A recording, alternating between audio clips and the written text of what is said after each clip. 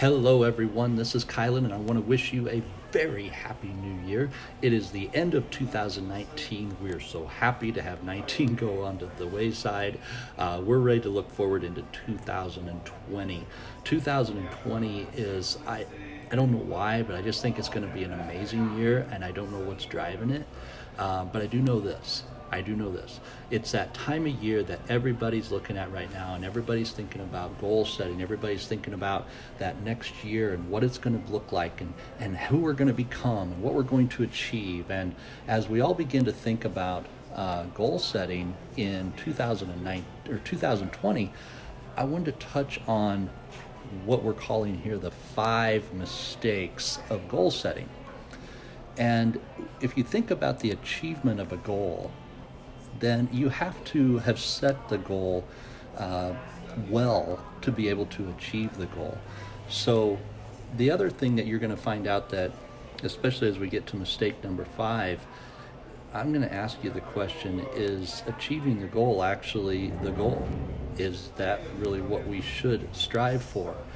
And I've been challenged on this for several years. In fact, as we get to the end of this video, I'm also going to share with you what I'm doing a little bit differently today than I've done in the past. So let's start in with the first mistake of goal setting that I've found is that people set goals based on performance, not potential.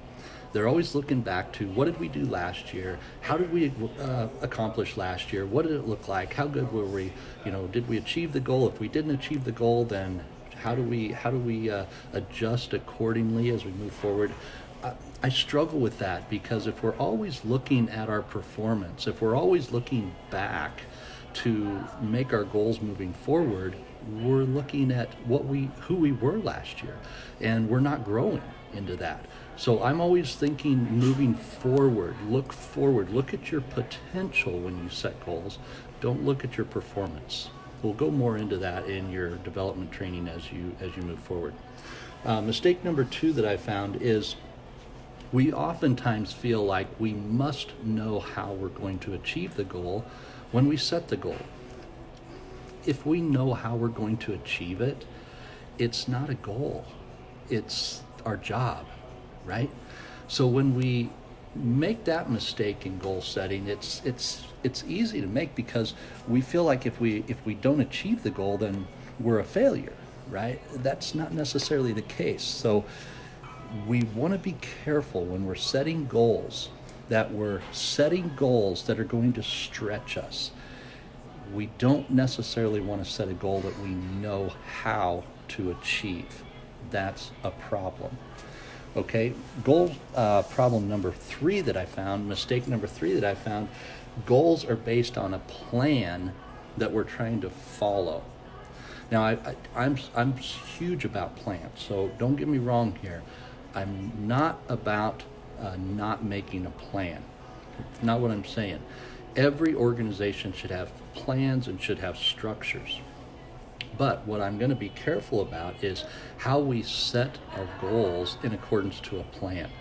I see so many companies who have plans in place, and they will literally change the goals to follow a plan.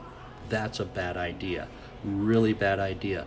Always be open to changing your plan to achieve a big goal. Okay, so that's what you want to be thinking about is don't follow the plan so tightly that you'll give up the goal to follow the plan. You want to be careful with that. So mistake number 4 I see that so many people make in goal setting is they struggle with believing that they have a right to achieve the goal. Having a little bit of camera problem here, sorry about that. They struggle with believing that they have the right to achieve the goal. And that's a sad deal. It really is, because you are an amazing person, and you were made on purpose for a purpose.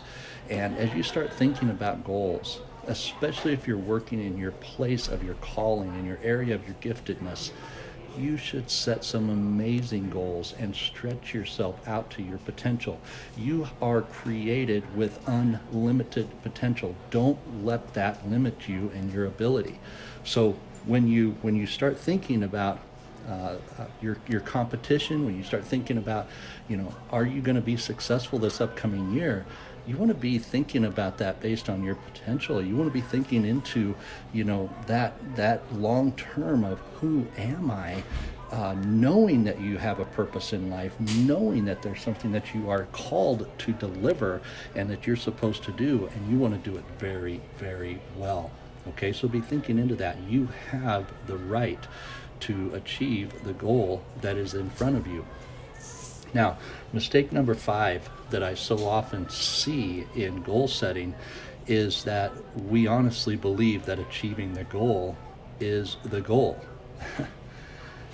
I don't see it that way. If we achieve our goal every single time, then our goals aren't big enough. We're not thinking big enough about our potential. If we are literally achieving our goals, then we need to push ourselves a little bit more. Now, that doesn't mean that we don't set achievable goals. We'll get more into that as we go through the SMART goal process. But at the end of the day, don't limit your ability to set a big goal because you believe that the goal is to achieve the goal. The goal should always be to grow and develop, grow yourself. And if you're growing yourself, then achieving a goal is just a piece of that. It's a component of that, okay? So I shared with you at the beginning of the video that I would share with you what I'm doing differently today in goal setting than I have years ago. And when I first started setting goals, I had always set a minimum goal. I had set what I thought was a stretch goal, and then I'd set what I called a heavenly goal, which was a goal that was so big, it was so far out there that I had no idea, only God knew how I was going to be able to accomplish it. And what I found is that I was impacting myself psychologically in doing that. A minimum goal is what I was sitting with. That was a goal that would feed my family. It was a goal that I knew I had to have income-wise. It was goals that would take care of our household. Okay, very important goals, but those are the kind of goals that I set as bare minimum goals.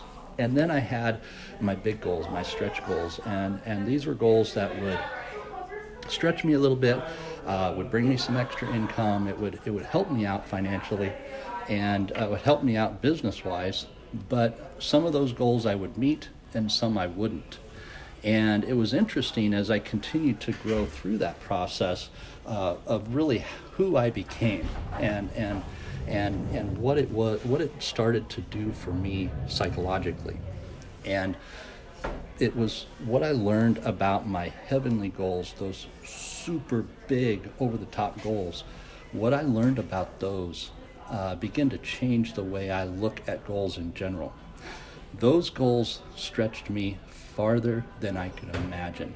Those goals stretched me to the point where I had no idea what I would have to do to be able to achieve them. And what I started figuring out is achieving my goals was a lot less on what I did and a lot more on who I was. It became more evident to me that I had to focus on development and growth a lot more than I had to focus on just processes and systems if I was going to achieve goals. And the reason behind that is my personal development gave me the ability to see and raise my awareness of systems and processes that needed to change to improve efficiencies and to improve the results. So it was in that process of learning to grow myself that I learned to change my goals. So I look at goals from two different perspectives.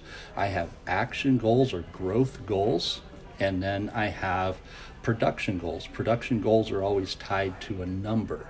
They're always tied to a specific financial component that we may have to fulfill for investors, our bank, our household, whatever the case may be, but they're measured in numbers. But my growth goals, my growth action goals, those are measured by what I do on a daily basis. So I may set myself, for example, I've challenged you guys multiple times, the power of an hour and investing 1 hour every day in your personal growth and development. If you are investing an hour a day in growing yourself, I'll guarantee you it will change your life. It will change the way that you see yourself, that you see the world. It'll change your attitude. It's going to change everything around you when you start to grow yourself. See, because when you change, everything else around you begins to change.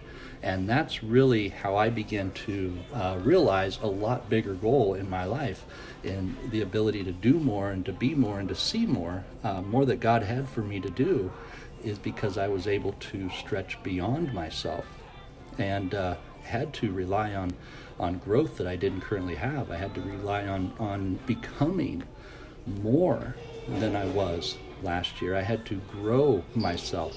So the growth goals and development goals today that I have are what I measure a lot more than anything else. And production goals, the numbers, the dollars, everything else, that begins to fall into place. And I feel like the growth and the development goals are my cause. Those are the causation goals that make the production goals possible. So that's where I'm at today. I wanted to share that with you before you get into 2020. Have a very, very happy new year as you start into the new season. And I do hope that this helps you as you review your goals and start into another season. I just hope and pray that God will bless you richly as you move forward into 2020. Thank you, my friends. God bless.